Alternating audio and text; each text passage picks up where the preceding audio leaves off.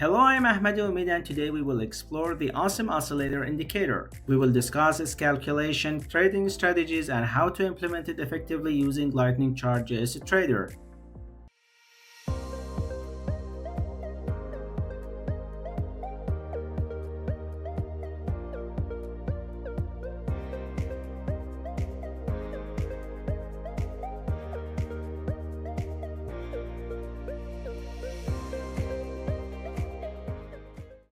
The Awesome Oscillator measures market momentum by comparing short-term and long-term moving averages, helping traders identify potential trends and reversals.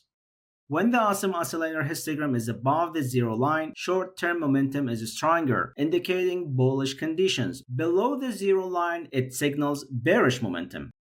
Traders use the indicator for zero-line cross signals, twin peaks, and divergences to predict momentum changes and trend reversals.